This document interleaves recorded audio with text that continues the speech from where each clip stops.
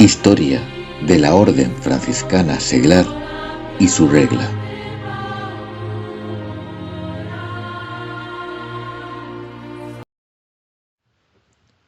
Capítulo 4. La expansión medieval de la Tercera Orden Franciscana.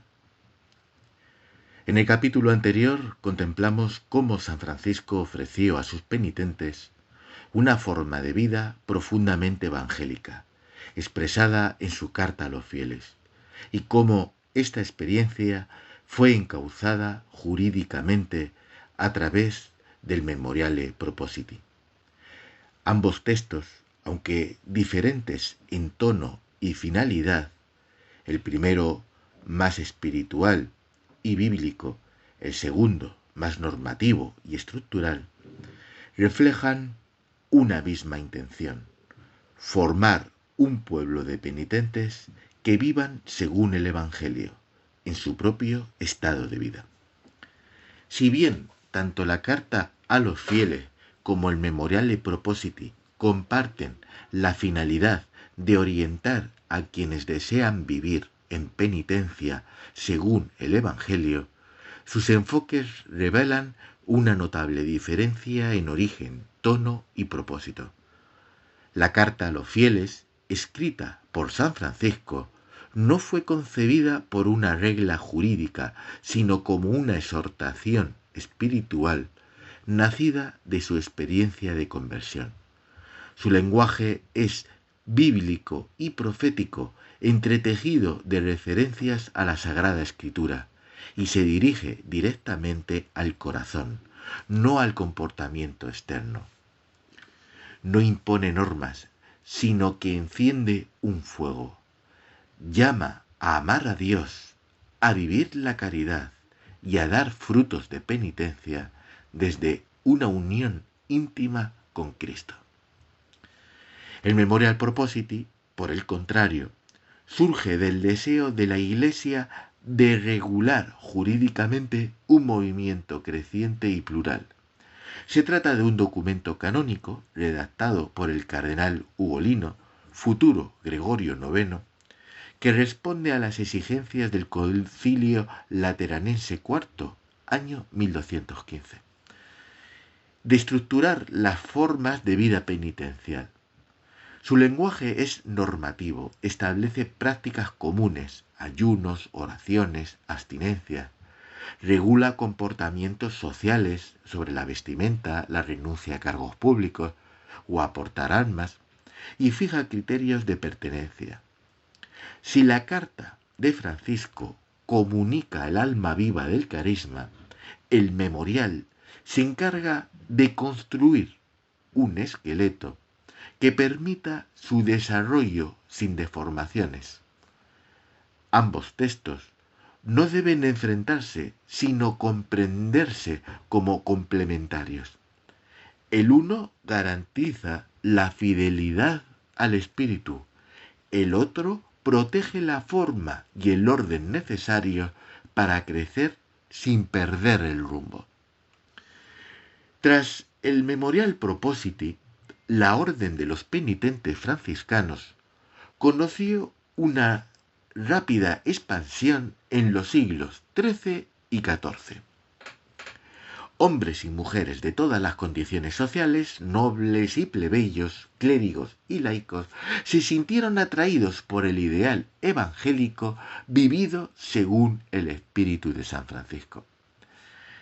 El firme respaldo del pontificado a la fórmula de vida terciaria franciscana, manifestado en la bula Supramonten del año 1289, sería un reflejo del éxito de la Orden Tercera de San Francisco en la sociedad de su época, y al mismo tiempo favoreció una rápida difusión por toda la cristiandad.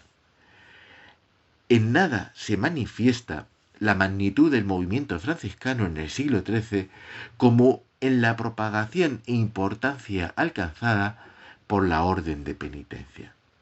Aunque resulta imposible reducir a datos estadísticos esa gran penetración social. Quizás una de las claves del éxito de la Tercera Orden franciscana se encuentre en la notable elasticidad de la regla de Nicolás IV, que se ajustaba a diferentes posibilidades de vida y a orientaciones religiosas muy diversas, garantizándoles legitimidad y autonomía a un tiempo.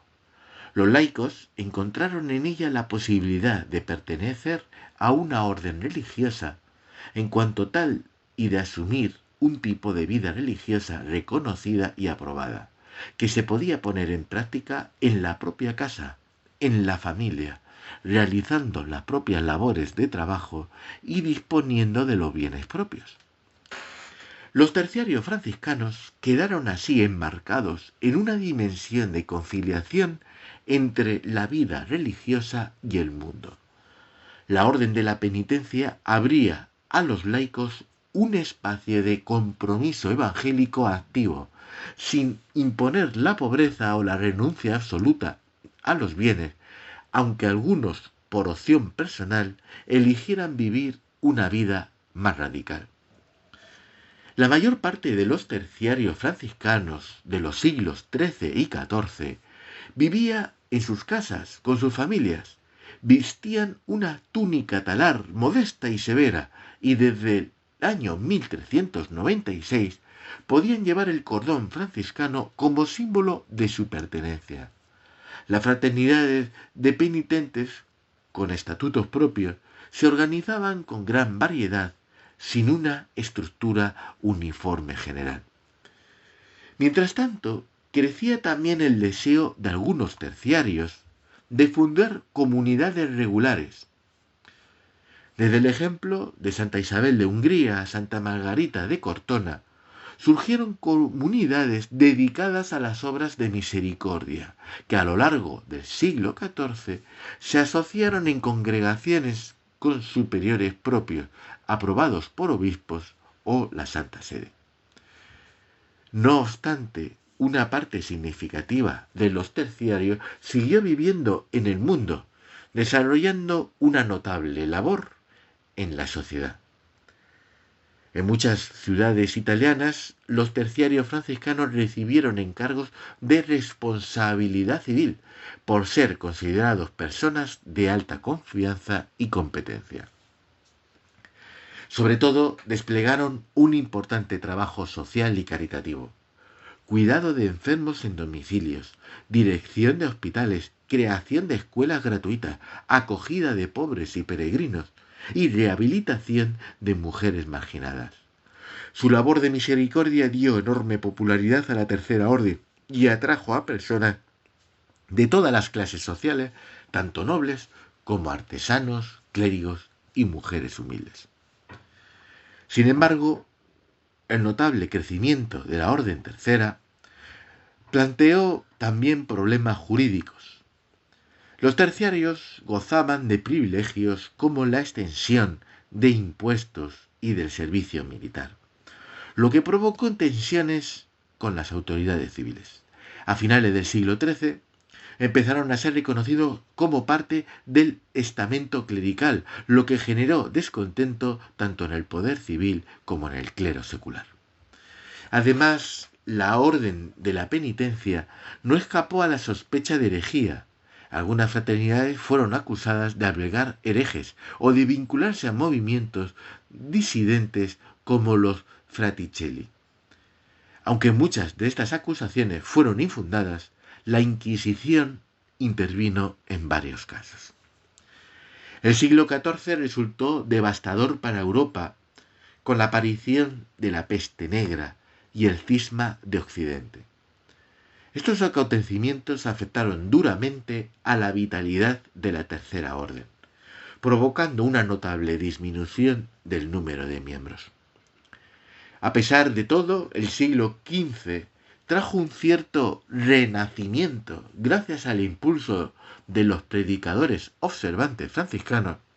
Por eso surgió un fenómeno que marcaría el futuro de la Tercera Orden: su paulatina división en dos ramas.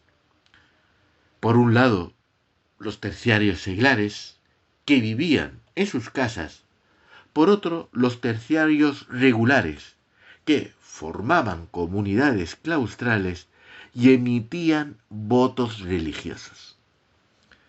A medida que la tercera orden se expandía y se diversificaban las formas de vivir el carisma franciscano, fue madurando también una diferenciación entre aquellos que pertenecían en el mundo, los terciarios seglares dedicados a la vida familiar, profesional y social, y aquellos que optaban por una vida común, consagrada y reglada, naciendo así las primeras comunidades que con el tiempo constituirían la tercera orden regular, la TOR. Aunque no existía aún una separación jurídica definitiva, sí se intuía ya una distinción de vocaciones dentro del mismo espíritu penitencial. Unos llamados a testimoniar el Evangelio en medio del mundo y otros a hacerlos en la vida religiosa comunitaria. Esta evolución fue tomando forma con el reconocimiento progresivo por parte de la Iglesia.